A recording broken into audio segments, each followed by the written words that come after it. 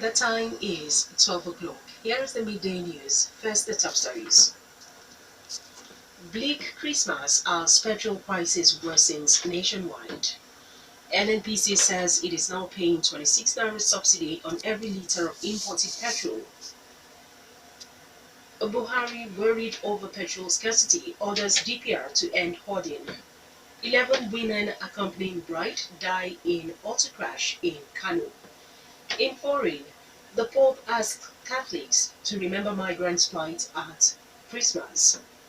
And 6 killed in suicide attack in Kabul, the Afghan capital.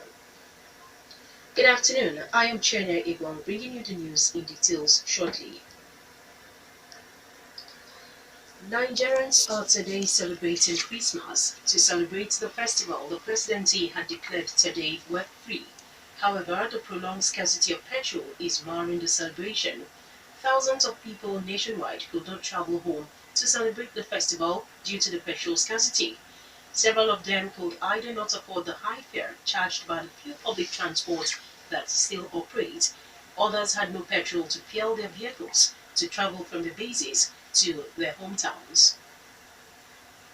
President Muhammadu Buhari has asked Nigerians to remember soldiers fighting Boko Haram forces in Northeast region as they celebrate Christmas today.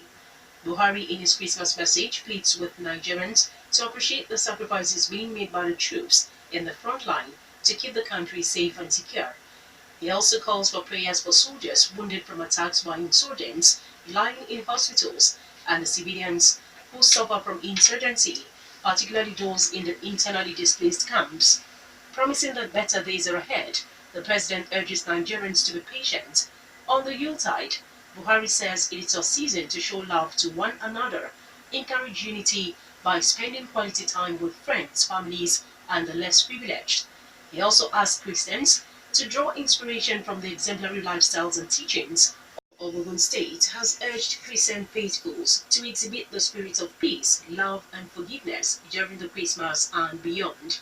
I'm also making the call in his Christmas message, says these were the values that Jesus Christ preached and exhibited all through his sojourn on earth. According to him, all true Christians must remember the reason for the season, as well as the person whose birthday that is being celebrated. He enjoins Christians to pledge to continue to live in peace, renew their love for the nation, as well as for one another, and also imbibe the spirit of forgiveness, which according to him is a vital prerequisite for the acceptance of the sacrifices of Christmas. Nigerian National Petroleum Corporation (NNPC) says it is paying a subsidy of 26 naira on every litre of petrol it is now importing into the country. NNPC Group Managing Director Dr. Maikanti Baru made this known at a news conference in Abuja as the petrol supply crisis worsened. Baru explains that the landing cost of a litre of imported petrol is now 170 naira or $620. Last week, the presidency has repeated the report that it is considering increasing the price of petrol while admitting pressure from marketers.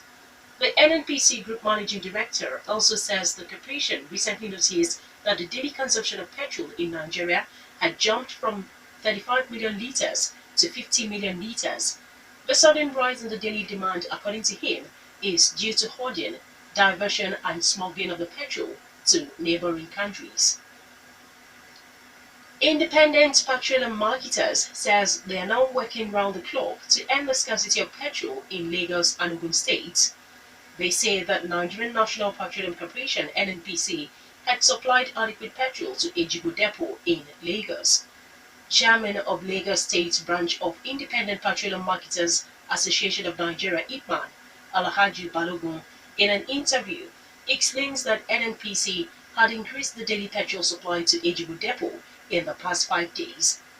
From 6 trucks daily, Balogun says that NNPC had raised the supply to 80 trucks daily. According to him, the marketers are now loading petrol to flood fuel stations in Lagos and Ogun State within the next days.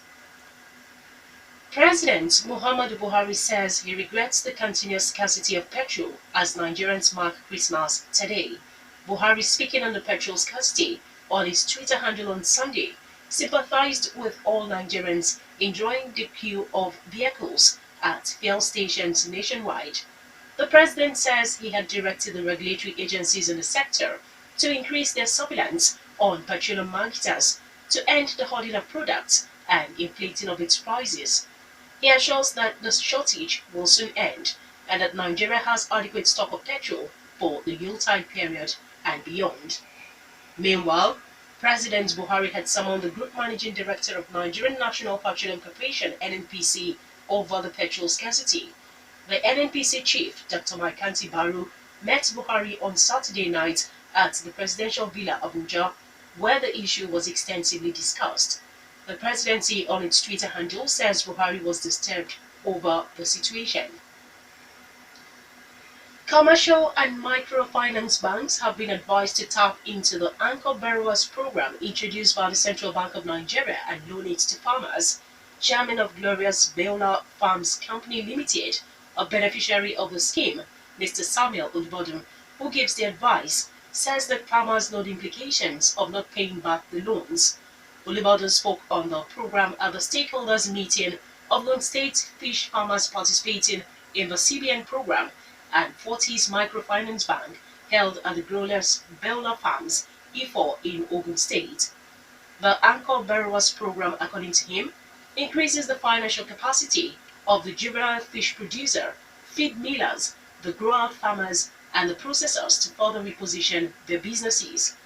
He explains that the Fish Anchor Borrowers Program, which started on September 22 in year 2016 with about 415 farmers, has reduced to 100 because several of them could not wait for the disbursement of the loan. According to him, the 100 fish farmers now left in the program in Ogun State are members of 4 cooperative societies from different local government areas in the state. He also thanks the Abeokuta branch of CBN, the State Ministry of Agriculture, the Ifo local government chairman, the Olu of Ifo, and the participating cooperatives for their support in making it a reality. 11 women accompanying a bride in Kano State have been killed in a ghastly auto crash in Kano metropolis. The driver and 3 other women in a vehicle conveying them were injured in the accident, which occurred on Saturday night. The vehicle hit the toll gate near Sadatu Abubakarimi College of Education and broke into 2. Spokesman of Federal Road Safety Corps (FRSC) in the state, Kabir Ibrahim Dora, says the vehicle, which was conveying a bride from Ngowa Uku to Yanlemu area, lost control and crashed into the toll gate. 8 of them, according to him, died on the spot, while 2 others died later in the hospital. You are still listening to the Midday News on Rock City 101.9 FM. Up next, we bring you foreign, business and sports news. Please do stay with us. Now in foreign, Pope Francis has urged Roman Catholics not to ignore the plight of millions of migrants driven from their land during Christmas Eve Mass. The pontiff compared them to Mary and Joseph, recounting the biblical story of how they traveled from Nazareth to Bethlehem but found no place to stay. Many migrants, he said, were being forced to pay from leaders who see no problem in shedding innocent blood. The number of refugees worldwide exceeds 22 million, with the latest cross-border influx being the Rohingya fleeing violence in Myanmar. The leader of the world's estimated 1.2 billion Roman Catholics also stressed that faith demanded that foreigners be welcomed everywhere. 6 people have been killed in a suicide bomb attack near the compound of Afghanistan's intelligence agency in Kabul, officials say. Another 3 people were injured when the attacker, who was on foot, blew himself up as agency employees were on their way to work. The victims are reported to include women who were in a passing vehicle. Islamic State, the Sunni Muslim militant group, said it had carried out the attack. The number of such bombings in Afghanistan has grown in recent months. In October, at least 39 people were killed in an attack on a mosque belonging to the Shia Muslim minority. In May, a huge bomb in the diplomatic quarter of Green Zone killed more than 150 people, the deadliest suicide attack since the Taliban were driven from power by US-led forces in 2001. Next is the business news.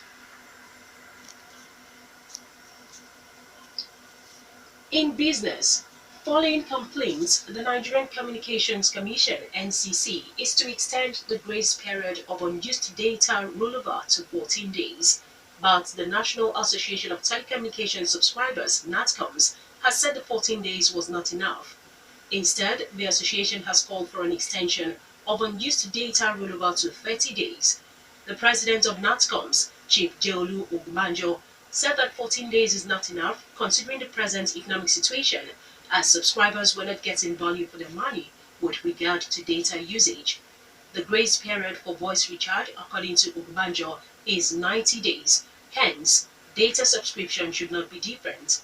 The executive vice chairman of NCC, Professor Umar Dambatar, said that subscribers will be given the 14 days grace even if they do not renew on the date of data expiration. Finally, sports news.